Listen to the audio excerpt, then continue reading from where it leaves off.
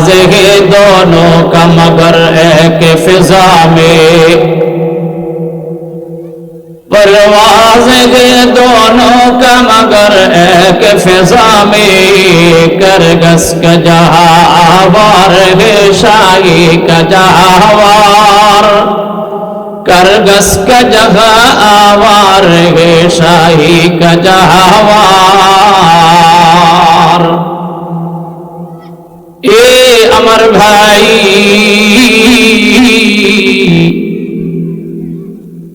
हजरत जुनायद Baghdadi रहमतुल्लाह अलैहि ওই মহিলাকে ডাক দিয়ে বললেন, এ আমার মা,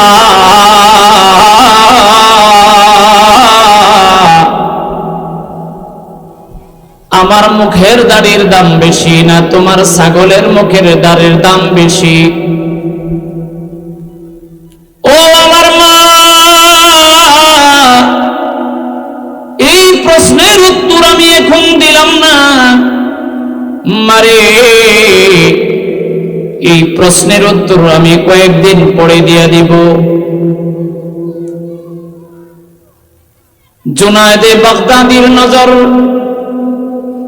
যদি বলি আমার দাড়ির দাম বেশি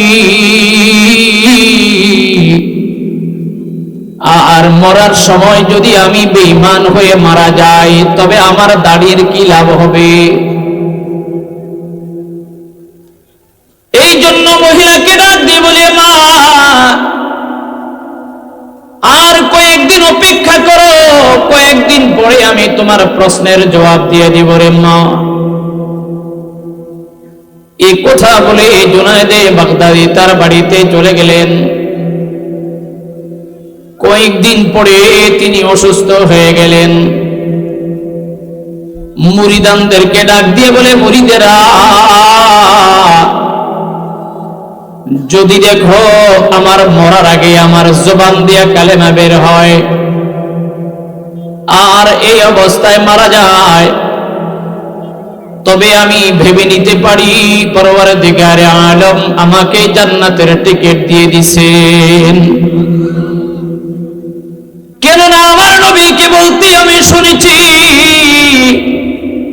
মান কানা আখিরু কালামি লা ইলাহা ইল্লাল্লাহু দাখালাল জান্নাহ,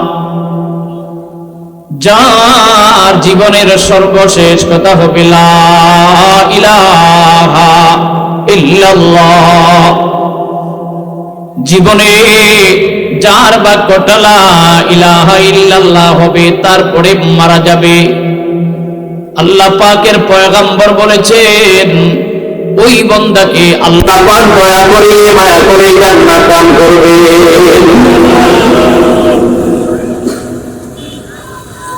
এই আমার মুরিদ, যদি আমার মরণটা ঈমানের সঙ্গে হয়,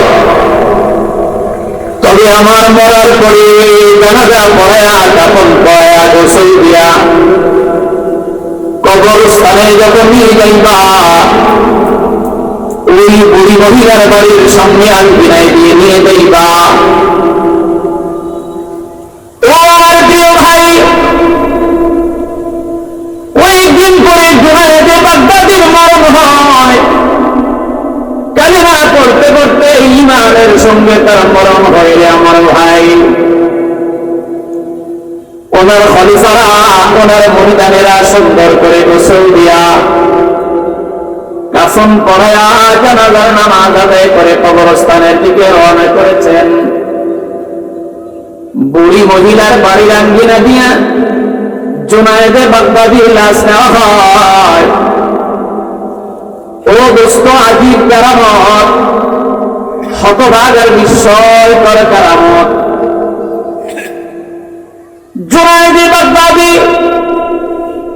তার লাশটা জানাজার খাটের উপরে করে কাঁধের উপরে নিয়ে কবরস্থানের দিকে নিয়ে যায়।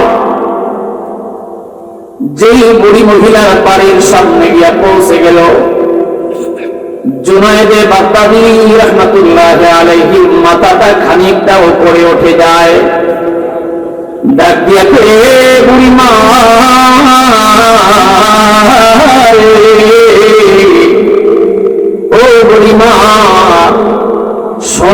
তোমার প্রশ্নের জবাবটা শোনো। আজকে আমি বলে যাই, আমার গাড়ির দাম তোমার বকরির গাড়ির চাইতে 1000 গুণ বেশি।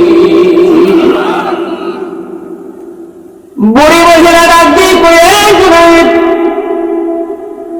এই ছোট্ট প্রশ্নের ছোট্ট উত্তরটা কি তুমি জীবদ্দশায় দিতে পারলে না? বুড়ি মহিলার জবাব প্রশ্নটা শুনে জুনায়েদে বাগদাদি ডাক দেয়া কয়, এরে বুড়িমা, আমি দিতে পারতাম, তবে আমি জানি না ঈমানের সঙ্গে আমার মরণ হয় কিনা। যদি আমার মরণ ঈমানের সঙ্গে না হয়, তবে আমার জীবনের সব আমল বরবাদ। জীবনটা যদি আমার ঈমানের সঙ্গে যদি আমার মরণ হয়, তাহলে নির্ঘাত বলা যায় আজ অথবা কাল আমার জান্নাতের টিকিট মিলবে। বুড়িমা, আমার মরণটা ঈমানের সঙ্গে হয়েছে বিদায় আমি মরার পরে তোমাকে বলে গেলাম, একজন ঈমানদারের গাড়ির দাম বকরির গাড়ির চাইতে 1000 গুণ বেশি দামি। আরে তো বলে তো,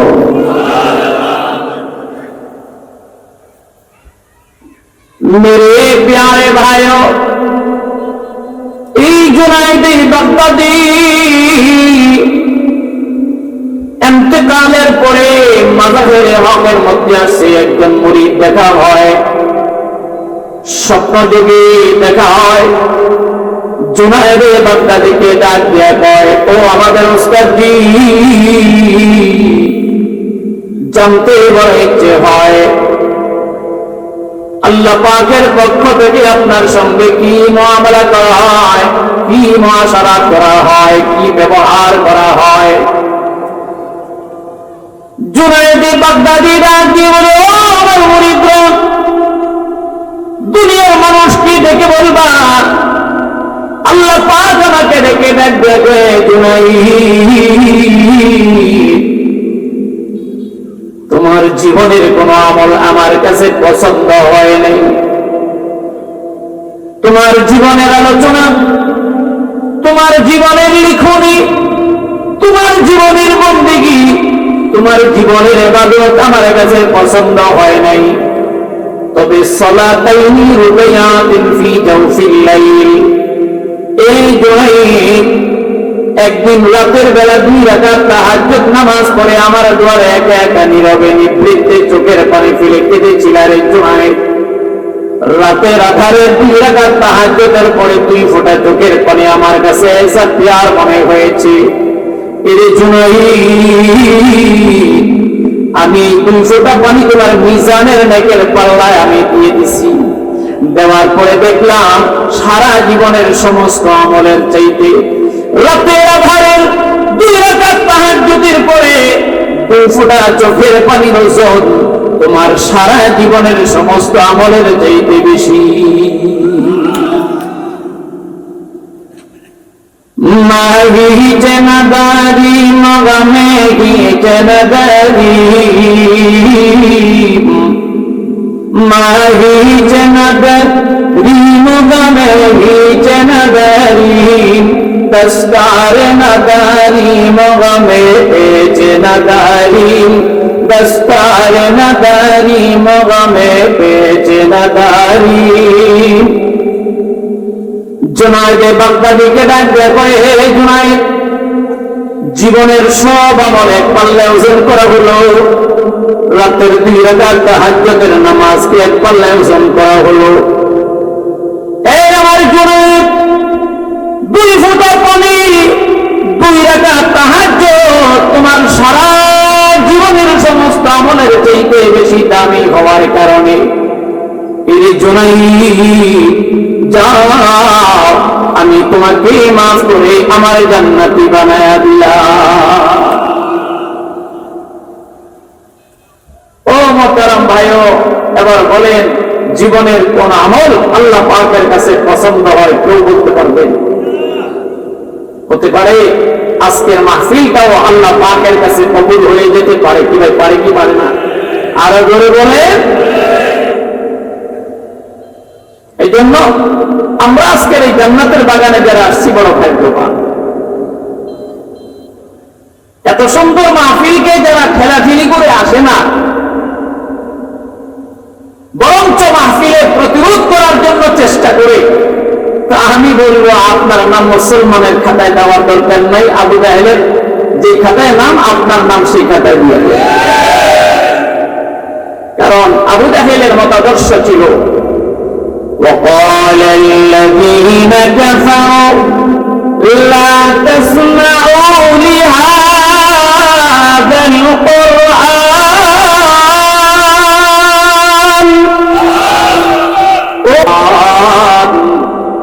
والغوا فيه। যাবি তো দূরের কথা, যারা বয়ান শুনতে আসে তারা যেন বয়ান শুনতে না পারে, হট্টগোল করবি। নবীর জমানায় আবু জাহেল কাফিরের সর্দার হইয়া নবীর কোরআনের বয়ান থেকে বারণ করত। নবীর জমানায় কোরআন তেলাওয়াতের শ্রবণ থেকে মানুষকে বারণ করত, বাধা দিত। আর তথাকথিত নামদারি মুসলমানরা আজকের কোরআনের বয়ান করার জন্য বাধা দেয়। ধরে বলেন ঠিক কিনা? গর্ব সুরত আদমি ইনসাব দে, গর্ব সুরত আদমি ইনসাব দে, আহমদ হো গো জাহেল হাবি এক সাব দে, আহমদ হো গো জাহেল হাবি এক সাব দে। ও দোস্ত, আরে হাত দুইটা থাকলে তাকে মানুষ বলা হয় না, এত বড় একটা মাথা থাকলে তারে মানুষ বলা হয় না, চোখ দুইটা থাকলে তাকে মানুষ বলা হয় না, কথা সুন্দর করে বলতে পারলে মানুষ তাকে বলা হয় না, পা দুইটা থাকলে তাকে মানুষ বলা হয় না। যদি মানুষে বলতে হবে তো আপদ মস্তকের যদি তুলনা করা হয়, আবু জাহেলের শরীর আর আমার প্রিয় নবীর শরীরের অঙ্গ প্রত্যঙ্গের মধ্যে কোনো ব্যবধান ছিল? জোরে বলে। আবু জাহেলের 2 পা, আমার নবীর 4 পা। কথা কন না কেন? কয় পা? আবু জাহেলের 2 হাত, আমার নবীর 6 হাত। কয় হাত? আবু জাহেলের 2 চোখ, আমার নবীর কয় চোখ? আবু জাহেলের এত বড় মাথা, আমার নবীর মাথা কয়টা? আবু জাহেলের কান 2টা, আমার নবীর কান কয়টা? তাহলে অঙ্গ প্রত্যঙ্গের দিক থেকে আবু জাহেলের সঙ্গে আমার নবীর সঙ্গে মিল আছে না? কিন্তু আবু জাহেল হলো জাহান্নামের কীট, আবু জাহেল হলো জাহান্নামের নর্দমার কীট, আবু জাহেল হলো পৃথিবীর নিকৃষ্ট মানুষ। আমার তোমার মধ্যমণি, আমার তোমার কলিজার টুকরা, আমার তোমার প্রিয় নবী, আমার তোমার আধ্যাত্মিক রাহবর, আমার জীবন যার জন্য, আমার মরণ যার জন্য, আমার লিডার যিনি, আমার শ্রেষ্ঠ পয়গম্বর যিনি, মুহাম্মদুর রাসূলুল্লাহ হচ্ছে দুনিয়ার শ্রেষ্ঠ মহান ব্যক্তি, পরকালের জান্নাতের শ্রেষ্ঠ ব্যক্তি। বলো সুবহানাল্লাহ। আবু জাহেলের সঙ্গে আমার নবীর সঙ্গে মর্যাদায় কোনো তুলনা আছে? আর জরুরি না।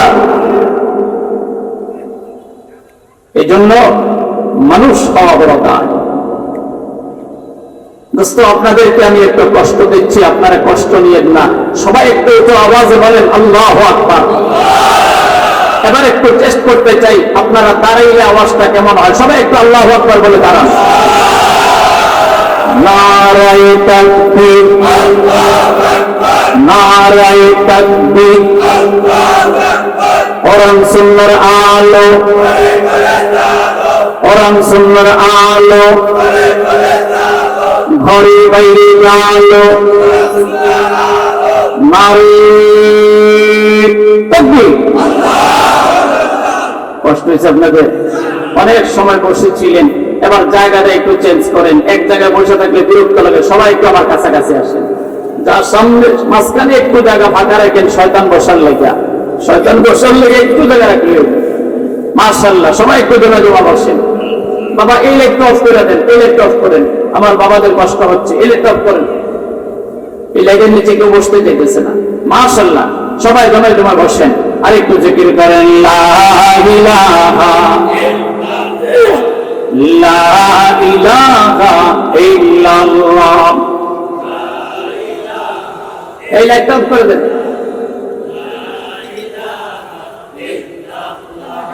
লা ইলাহা ইল্লাল্লাহ। আসমান জমিন গায়রুল্লাহ, আসমান জমিন গায়রুল্লাহ, পাহাড় পর্বত গায়রুল্লাহ, বাজার মাজার গায়রুল্লাহ, আমরা সবে গায়রুল্লাহ, শুধু মাবুদ আল্লাহ, লা ইলাহা ইল্লাল্লাহ,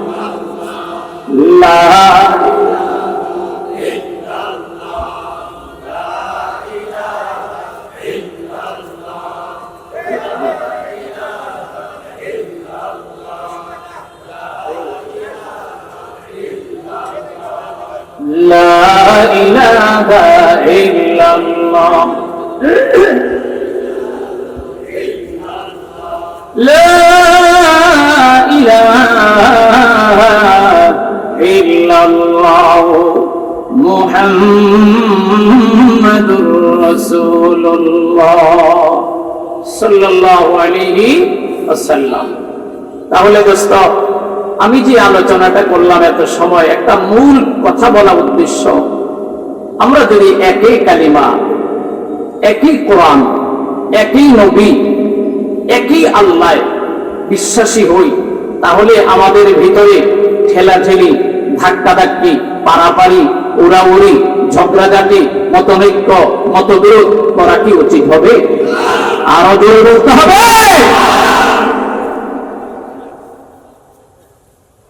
আল্লাহ আমাদেরকে হেদায়েতের সঠিক বুঝ দান করে বলেন আমিন। দোস্ত, আমি কোরআনে কারীমের দুটো আয়াত তিলাওয়াত করেছি। আমাদের মরার পরে আমাদের সকলের বাড়ি হচ্ছে জান্নাত, বলেন ইনশাআল্লাহ। আজকে আমরা যারা আসছি, আমরা হিম্মতের সঙ্গে, আনন্দের সঙ্গে, মহাব্বতের সঙ্গে, বিশ্বাসের সঙ্গে, আস্থার সঙ্গে আল্লাহর উপর তাওয়াক্কুল করে বলতে পারি, যদি আমাদের মরণটা ঈমানের সঙ্গে আল্লাহ তাআলা করে দেন, আমরা ইনশাআল্লাহ জান্নাতের মালিক হব। আওয়াজ দিয়ে চিৎকার করে বলেন আলহামদুলিল্লাহ। এই জান্নাতে যাওয়ার জন্য আমাদেরকে মাঝখানে আমাদের যে গাড়িটা বহন করে জান্নাতে পৌঁছিয়ে দিবে, এই গাড়িটা চারটা জায়গায় আমাদের স্টপেজ করবে। দুনিয়া থেকে যে গাড়িটাই আমাদেরকে জান্নাত পর্যন্ত নিয়ে যাবে, এই গাড়িটাই আমাদের চারটা জায়গায় স্টপেজ করবে। ও মতলবের মানুষ, আপনারা আমার ভাষা বুঝতেছেন তো? আমাদের যে বাহনটা, আমাদের যে গাড়িটা, এই গাড়িটা আমাদের এই দুনিয়া থেকে জান্নাত পর্যন্ত যেতে কয় জায়গায় স্টপেজ হবে? 4 জায়গায়। একটা জায়গায় স্টপেজ করবে কবর নামক ঘাটিতে, দ্বিতীয় স্টপেজটা হবে হাসর নামক ঘাটিতে, তৃতীয় জায়গার স্টপেজটা হবে মিজান নামক ঘাটিতে, চতুর্থ নম্বর স্টপেজটা হবে সিরাত নম্বর ঘাটিতে। আমি 3 নম্বর স্টপেজ যেখানে আমাদের গাড়িটা থামবে, এটার নাম হচ্ছে মিজান। বলেন কি? মিজান। জান্নাত অনেক সহজ, জান্নাত অনেক কঠিন। বাবা, আলোচনা খুব বেশি লম্বা হবে না, কারণ আমার মাহফিল আবার বাবুরহাট রাউদিয়া মাদ্রাসায় হযরত মাওলানা জসিমউদ্দিন সাহেব হাফিজাহুল্লাহ, তার বারবার অনুরোধে আমি একদম বাস্তব তিক্ত এবং বিরক্ত হয়ে গেছি। গত 2 দিন আগে বৃহস্পতিবারে আমার মানিকগঞ্জে মাহফিলের ভিতরেও ফোন দিছে, মাহফিল শেষ করে বারবার ফোন দিচ্ছে। এত রাত্রে জসিম সাহেব বলছে, হুজুর একটু অনুগ্রহ করে আমাদেরকে সময় দেন। আমরা সবেমাত্র পারমিশন পেয়েছি, সবেমাত্র আজকে পারমিশন পেয়েছি মাগরিবের আগে। আপনি যদি একটু সময় দেন, দিনের ফায়দা হবে। শুধু এই আবেগ নেয়া আমার পূর্ব ঘোষিত গতানুগতিক মাহফিল হচ্ছে আজকের চাঁদপুরের ঐতিহ্যবাহী রাউদিয়া মাদ্রাসায়। আমি ওখানে চলে যাব 9:30 পৌনে 10টায় আমার ওখানে বয়ান। আমি বলছিলাম আমাদের যে গাড়িটা জান্নাতে নিয়ে যাবে, এই গাড়িটা 3 নম্বর যে স্টপেজ করবে, এই স্টপেজের নাম কি? মিজান। মিজান মানে আমাদের গোটা জীবনের নেক আমল এবং বদ আমল যেখানে ওজন হবে।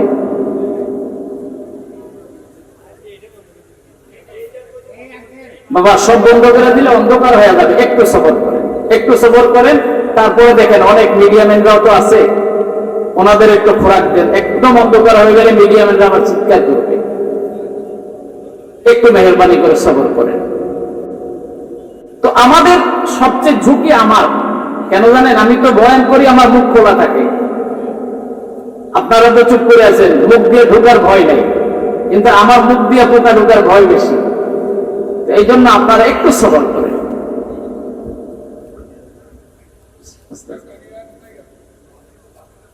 দোস্ত, যে কথাটা আমি বলছিলাম যে আমাদের আমল নামা ওজন করার জন্য একটা মেশিন তৈরি আছে, সেই মেশিনটার নাম হচ্ছে মিজান। বলেন কি নাম? মিজান।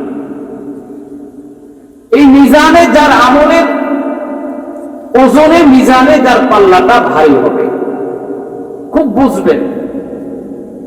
খুব গুরুত্বপূর্ণ এবং সূক্ষ্ম কথা আমি বলছি। মিজানে ওজন করা হবে আমলের পরিমাণ নয়। বান্দাকে আল্লাহ তাআলা জান্নাতে দিবেন আমলের পরিমাণে না, আমলের ওজনে। কথা বুঝেন নাই? আরবিতে একটা কথা আছে কামিয়ত আর কাইফিয়ত। বাংলাতে একটা কথা আছে পরিমাণ আর পরিমাণ, পরিমাণ আর গুণগত মান। ইংলিশে একটা কথা আছে কোয়ালিটি এবং কোয়ান্টিটি। আল্লাহ তাআলা পরিমাণ দেখবেন না, পরিসংখ্যান দেখবেন না, আমলের গুণগত মান যাচাই করবেন। والوزن يومئذ الحق فمن ثقلت موازينه فأولئك هم المفلحون। আল্লাহ পাক পরওয়ারদিগার আলম পরিষ্কার করে বলেন, হাসরের ময়দানে বান্দাকে জান্নাতে দেবার আগে আমি তার আমলকে ওজন করব। ফামান সাকুলাত মাওয়াজিনুহু, আমলের দ্বারা যার মিজানের দাড়ি পাল্লা ভারী হবে। ফামান কাসুরাত আমালুহু, আমলের পরিমাণ যার বেশি হবে আমি তাকে জান্নাতে দিব। এই কথা আল্লাহ পাক বলেন নাই? मेरे प्यारे भाइयों, परवरदिगार आलम बोलेन फमन साकुलत मावाजिनु, আমলের দ্বারা যার দাড়ি পাল্লা ভারী হয়ে যাবে, ফাউলাইকা হুমুল মুফলিহুন।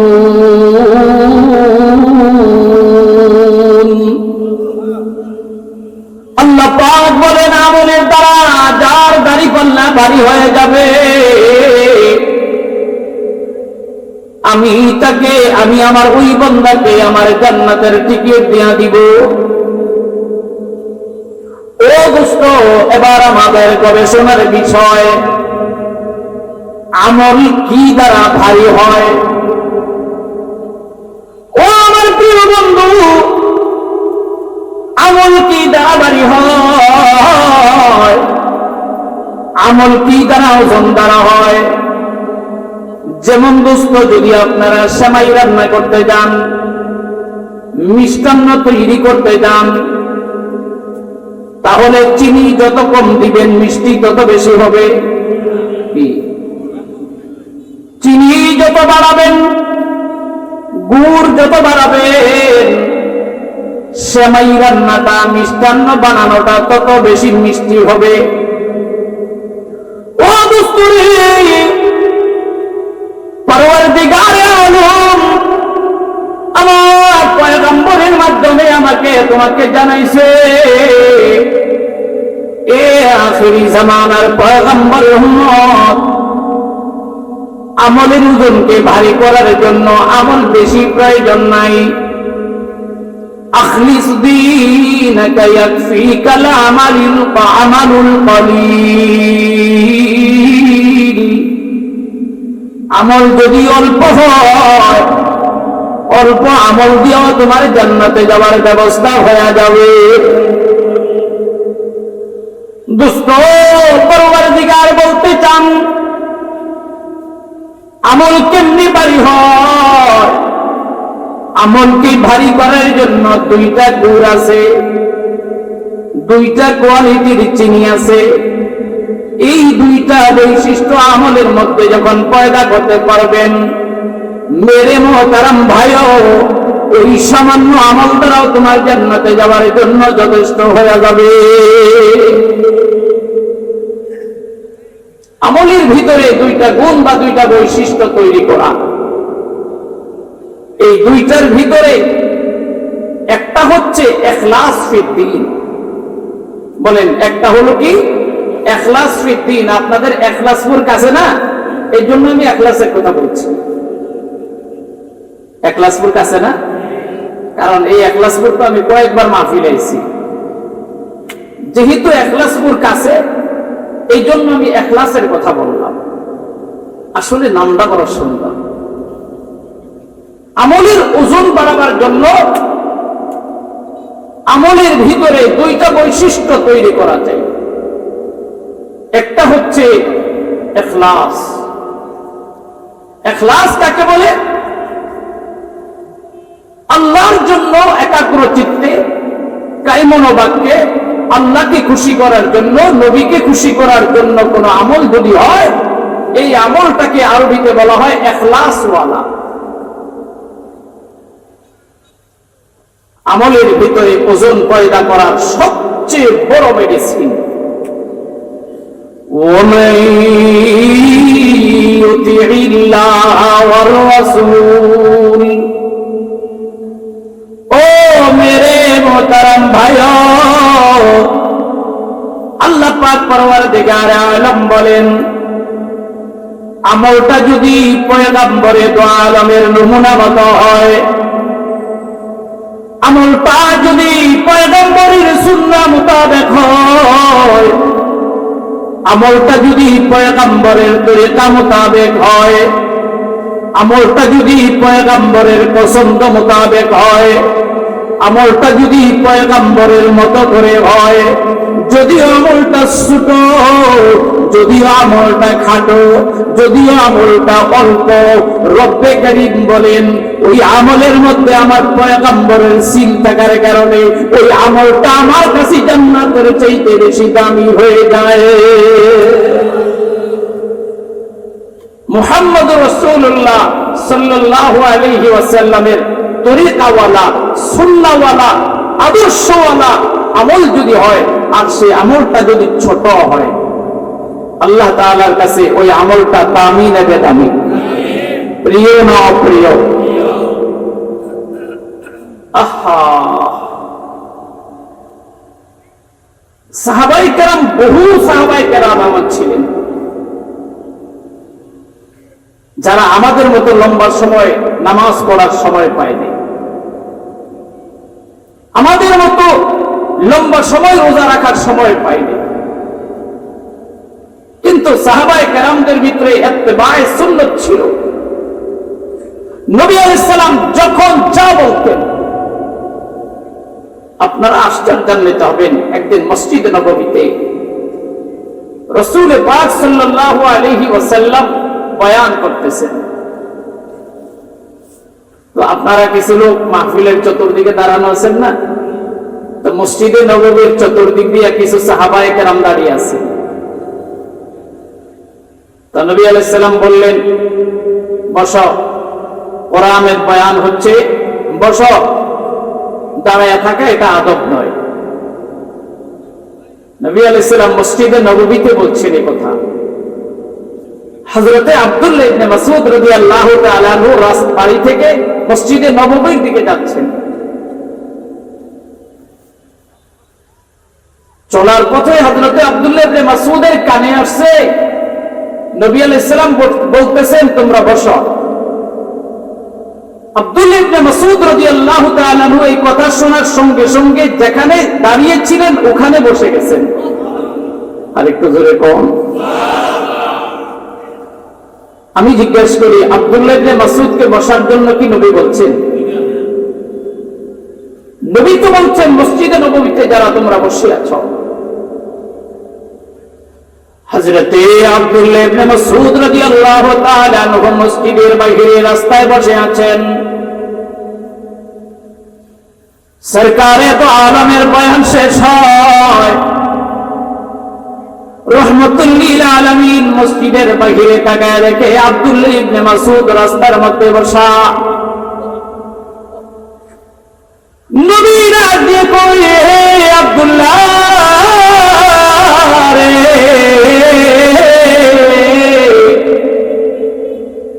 মসজিদে না এসে তুমি মসজিদের বাইরে বসে আছো কেন?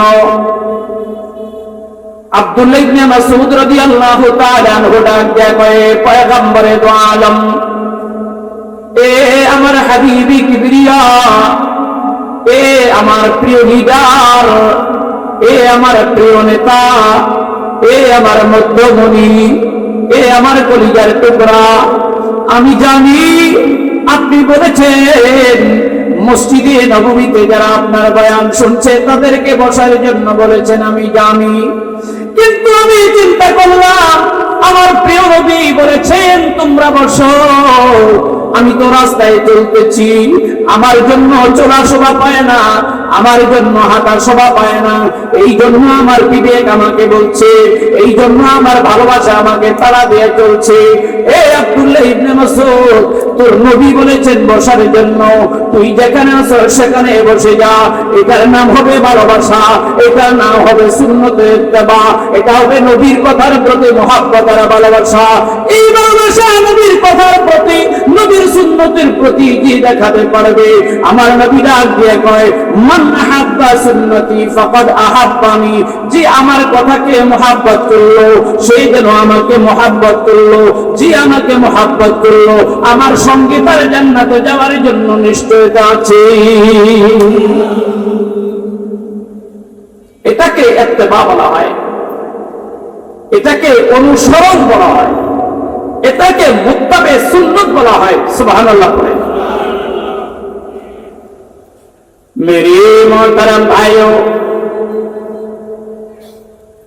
উহুদের ময়দানে, উহুদের যুদ্ধে সাহাবায়ে কেরাম যারা জমায়েত হয়ে গেছেন, আমার নবী তাহাজ্জুদের আগে সাহাবায়ে কেরামদেরকে ডাক দিয়ে বলে, রে আমার সাহাবায়ে কেরাম, যে যেখানে আছো জলদি করে সুন্দর করে কাতার বন্দী হয়ে দাঁড়িয়ে যাও, যে যেখানে আছো জলদি করে জিহাদের ময়দানে যুদ্ধের জন্য রেডি হয়ে যাও। ফজরের পরে কাফেরদের সঙ্গে জিহাদ আরম্ভ হয়ে যাবে। ও মুহতারাম ভাইও, পয়গম্বরের একজন পাগলা সাহাবী হযরতে হামজা রাদিয়াল্লাহু তাআলা আনহু তার বিবি জামিলাকে ডাক দিয়া কয়, বিবি জামিলা, নবী ডাক দিয়া কয় যে যেখানে আছো জলদি করে জিহাদের কাতারে দাঁড়িয়ে যাও। আর খানিক সময় পরে জিহাদের ময়দান থেকে যুদ্ধ আরম্ভ হয়ে যাবে। হামজা বিবি জামিলাকে ডাক দিয়ে বলে, বিবি, আমার মনে হয় আমার ঘরে আর জায়গা ঠিক হবে না রে বিবি। ও বিবি, জলদি করে আমার যুদ্ধের পোশাক পরায় দাও, জলদি করে আমাকে রওনা করায় দাও, আমার তরবারিটা আমার কাঁধে দিয়ে দাও, আমাকে রণাঙ্গনের জন্য জলদি করে প্রস্তুত করায় দাও। বিবি জামিলা ডাক দেয়া কয়, হে আমার স্বামী হামজা, সবে মাত্র তোমার সঙ্গে আমার বিবাহ হয়, সবে মাত্র আজকে লাইলাতুল জুফা উদযাপিত হয়, সবে মাত্র আজকে আমরা বাসর রাত্রি উদযাপন করছি। স্বামী, তুমি বুঝি আমার মতো সুন্দরী বিবি পাইয়া খুশি নাও? তুমি কি আমার মতো সুন্দরী বিবির কাছে থাকতে রাজি নাও? হামজা ডাক দিয়ে বলে, বিবি, আমি তোমাকে প্যার করি বটে, আমি তোমার কথা মানি তো বটে, আমি তোমাকে আদর করি বটে, আমি তোমাকে ভালোবাসি বটে, তুমি কিন্তু আমার প্রিয় নবীকে আমি তোমার চাইতে 1000 গুণ বেশি মায়া করি। আমার পেয়ারা নবী বলছেন জিহাদের ময়দানে দাঁড়িয়ে যাওয়ার জন্য ফজরের পরে জিহাদ হবে কেন? কিন্তু হামজালা বলছে না বিবি, আমার প্রিয় নবীর কথা আমার কানে আসছে, 1 মিনিট আমি দেরি করতে চাই না, আমাকে জলদি করে যুদ্ধের ময়দানে রওনা করায় দাও। চিৎকার করে বলেন সুবহানাল্লাহ। বিবি জামিলা ডাক দিয়ে কয়, স্বামী তুমি সত্যি জিহাদের ময়দানে চলে যাইবা? বলে দেরি করবে না? বলে না। তাহলে তোমার উপরে তো গোসল ফরজ। হামজালা ডাক দিয়ে কয়, আমি গোসলের চিন্তা করি না, গোসলের চিন্তা করি না, আমি চিন্তা করি রহমতে দো আলমের কাছে আমি কত তাড়াতাড়ি যেতে পারি। এ বিবি রে, আমার হায়াত যদি বাকি থাকে, আমি আবার বাড়িতে আসলে তুমি আমাকে গোসল করাইয়া দিবা, আর যদি আমি মরে যাই আমার মাওলা আমার জন্য গোসলের বন্দোবস্ত করবেন। সুন্দরী বিবি, নতুন দম্পতি, জামিলা যেমন নাম তেমন সুন্দরী। এই সুন্দরী বিবিকে রেখে রাসূল পাক সাল্লাল্লাহু আলাইহি সাল্লামের ডাকা সাড়া দিতে হযরতে হামজালা রাদিয়াল্লাহু তাআলা আনহু এক বিন্দু পরিমাণ দেরি করে নেই। চিৎকার করে বলেন মারহাবা। আর জোরে বলেন ওমান ইউতি'িল্লাহ ওয়া রাসূলা ফাউলাইকা মা'আল্লাযীনা আন'আমা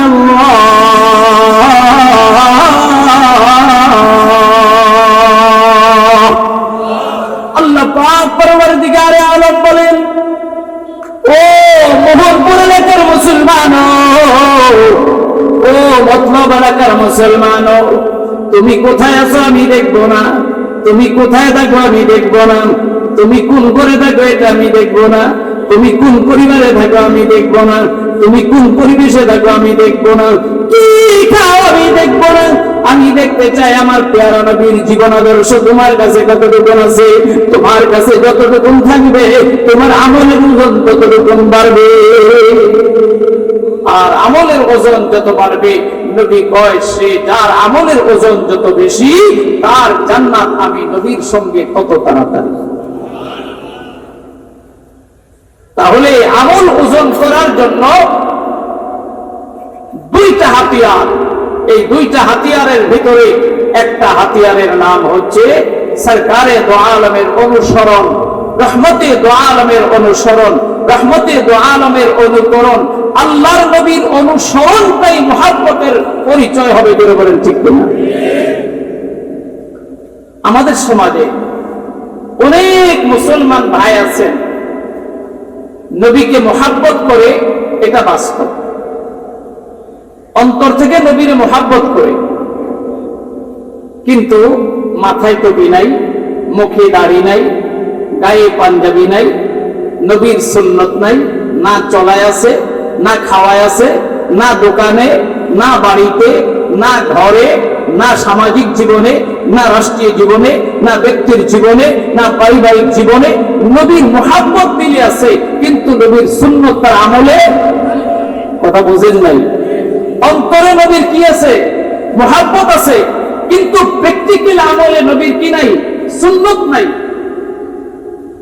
তা আপনার ভালোবাসাটা কেমন? কবির কথা, তাসির রাসূল ওয়া আনতা তুযহিরু হুব্বাহু ওয়া হাযা লা'মরি ফিল ফিআলি বাদিউ লাউ কানা হুব্বুকা সাদিকান লা'তা'তাহু ইন্নাল মুহিব্বা লিমান ইউহিব্বু মুতিউ। স্বামী কয়, বিবি রে আসলে তোরে প্যার করি, তোরে না দেখলে ভালো লাগে না, দোকানে গেলেও তোর নাম, ঘুমাইতে গেলেও তোর নাম, হাঁটতে গেলেও তোর নাম, যেখানে যাই তোর ভালোবাসায় যেন হৃদয়টা অস্থির হয়ে থাকে। সব সময় বিবি এই কথা মুখে কয়, কিন্তু বিবি কয় তেলে নেন আনে না, সাবান লাগবো আনে না, চাল লাগবো আনে না, গান লাগবো আনে না, কাপড় লাগবো আনে না, উল্টা কাপড় চাইলে আজকে সকালে একটা থাপ্পড়, বিকালে একটা চটকানা, এর পরের দিন একটা ঘুষি, এর পরের দিন একটা লাঠি, কিন্তু মুখে থেকে কয় বিবি করে পেয়ার করি। এবার আমি আপনাদেরকে বলি, এই স্বামী যে কয় বিবিরে পেয়ার করে, আসলে পেয়ার করে? আরো জোরে কোন? দরকার তো ছিল বিবি তার পায়ের জুতা দিয়ে স্বামীর গাল বরাবর করা লাগাই দেওয়া। জোরে বলেন। কারণ তুই মুখে কথা আমারে ভালোবাসো, কিন্তু আমার কোনো কথা মানুষ না, এটা তো ভালোবাসার পরিচয় হতে। ভালোবাসা কি? ভালোবাসা হচ্ছে তাসির রাসূল ওয়া আনতা তুযহিরু হুব্বাহু ওয়া হাযা লা'মরি ফিল ফিআলি বাদিউ লাউ কানা হুব্বুকা সাদিকান লা'তা'তাহু ইন্নাল মুহিব্বা লিমান ইউহিব্বু মুতিউ। বাস্তবতা হলো, যে যাকে প্যার করে, যে যাকে ভালোবাসে, যে যাকে মহাব্বত করে, তার পুঙ্খানুরূপে অনুসরণ করে। করে কি করে না? ধরেন যারা শেখ মুজিবকে প্যার করে, শেখ মুজিবুর রহমানের কোটিটা কেমন, অবিকল ওনারা ওই কোটিটা দেয়। শেখ মুজিবুরের চশমাটা কেমন, ওই চশমাটাই ব্যবহার করে।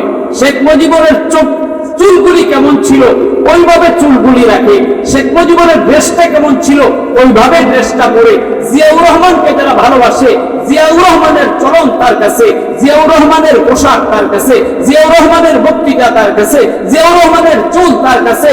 যে যাকে প্যার করে, তার মডেলটা তার কাছে ভালো লাগে, তার অনুসরণটা তার ভালো লাগে। ও মেরে মুহতারাম ভাইও, শেখ মুজিব তোমার নেতা হওয়ার কারণে তার অনুসরণ যদি তোমার ভালো লাগে, জিয়াউর রহমান তোমার নেতা হওয়ার কারণে তার অনুসরণ যদি তোমার কাছে ভালো লাগে, শেখ হাসিনা তোমার নেত্রী হওয়ার কারণে তার কথা যদি তোমার ভালো লাগে, বেগম খালেদা জিয়া যদি তোমার নেত্রী হওয়ার কারণে তার আদর্শ যদি তোমার ভালো লাগে, নবী যদি তোমার কাছে প্যার হয়, তো নবীর আদর্শ যদি তোমার কাছে না থাকে, তাহলে বুঝতে হবে তুমি মিথ্যা নবীর ভালোবাসার দাবিদার। ধরে বলো সত্যি।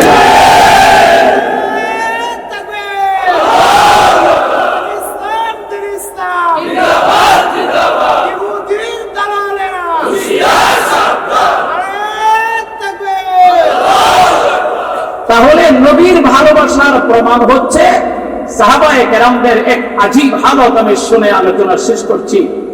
এই পৃথিবীতে একজন সাহাবী ছিলেন, সমস্ত সাহাবায়ে কেরাম নবী আলাইহিস সালামের পুঙ্খানুরূপে অনুসরণ করেছেন, কিন্তু কেউ একটু কম, কেউ একটু বেশি। হযরতে সিদ্দিক আকবর রাদিয়াল্লাহু তাআলা হিজরতের পরে মদিনাতুল মুনাওয়ারায় কুবা পল্লীতে নবী আলাইহিস সালাম অবস্থান করছেন। মদিনা থেকে মুসলিম নতুন কালিমাওয়ালা মুসলমানরা আসছে, যারা এখনো নবী আলাইহিস সালামকে দেখেনি। আর আগানের জায়গা করে আমার বয়ান আমি শেষ করে দিচ্ছি ভাই। আমার প্রিয় ভাই, নবী আলাইহিস সালাম যেহেতু লম্বা সময় রাস্তা অতিক্রম করে গেছেন, ক্লান্ত হয়ে আছেন, দোস্ত একটু শোনেন, বয়ান আমি শেষ করে দিব। হযরতে আবু বকর সিদ্দিক রাদিয়াল্লাহু তাআলা খুব চিন্তা করেন দোস্ত। নবীর পায়ের মৌজাটা যে কালারে, আবু বকরের পায়ের মৌজার কালার একই কালার। আল্লাহর নবীর গায়ের পাঞ্জাবিটা যেমন, আবু বকরের পাঞ্জাবিটার হুবহু এই কালার একই রকম। আল্লাহর নবীর পায়জামাটা যেমন, আবু বকরের পায়জামাটা তেমন। আল্লাহর নবী সরকারে দো আলমের রুমালটা যেমন, আবু বকরের রুমালটা তেমন। আল্লাহর নবীর মাথায় টুপিটা যেমন, আবু বকরের মাথার টুপিটা তেমন। একদম অবিকল আল্লাহর নবীর হুবহু আরেকটা কপি হচ্ছে আবু বকর সিদ্দিক। এখন মানুষ সবাই হযরতে সিদ্দিক আকবর নবী আলাইহিস সালাম একটু ক্লান্ত, এই জন্য শুয়ে আছেন। মুসলিম কেউ বুঝতে পারতেছে না দুইজনের ভিতরে নবীকে সবাই আবু বকর সিদ্দিকের সঙ্গে মুসাফা করতেছেন। এই জন্য আবু বকর সিদ্দিক মুসাফা করতেছেন, কারণ নবী ক্লান্ত। এত হাজার মানুষ যদি নবীর সঙ্গে মুসাফা করতে যায়, নবী কষ্ট পাইয়া যাবেন, নবী তো দুর্বল হয়ে আছেন, আরো বেশি কষ্ট হবে। তাই আবু বকর মুসাফার ঝামেলা সারতেছেন। মুসাফা শেষ করে পরিচয় করাইয়া দিবেন, আমি নবী নই, উনি হচ্ছে হাজা মুহাম্মাদুন নবিয়ুনা মুহাম্মাদুন সাল্লাল্লাহু আলাইহি ওয়াসাল্লাম। সবাই মুসাফা করার পরে এর ভিতরে একজন দাঁড়ায় বলছে, ভাই একটা কথা জানতে চাই, মান মিনকুম মুহাম্মাদুন, মান মিনকুম মুহাম্মাদ, ভাই বলো তোমাদের দুইজনের ভিতরে মুহাম্মদকে উঁচু আওয়াজে বলতে হবে আল্লাহু আকবার। একজন সাহাবী জিজ্ঞাসা করছেন, মান মিনকুম মুহাম্মদ, তোমাদের দুইজনের ভিতরে মুহাম্মদকে অর্থাৎ আমি বুঝাতে চাইলাম আবু বকর সিদ্দিক রাদিয়াল্লাহু তাআলা আনহুর জুতা, আবু বকর সিদ্দিক রাদিয়াল্লাহু তাআলা আনহুর টুপি, আবু বকর সিদ্দিক রাদিয়াল্লাহু তাআলা আনহুর মুখের দাড়ি, আবু বকর সিদ্দিক রাদিয়াল্লাহু তাআলা আনহুর চাহনি, আবু বকর সিদ্দিক রাদিয়াল্লাহু তাআলা হাসি, আবু বকর সিদ্দিক রাদিয়াল্লাহু তাআলা চলা, আবু বকর সিদ্দিকের কথোপকথন, আবু বকর সিদ্দিকের খাওয়া দাওয়া, এক কথা সরকারের দো আলমের ফটোকপি ছিল। হযরতে সিদ্দিক আকবরের ভিতরে চিৎকার করে বলেন সুবহানাল্লাহ। একে বলে মুত্তাবে সুন্নাত।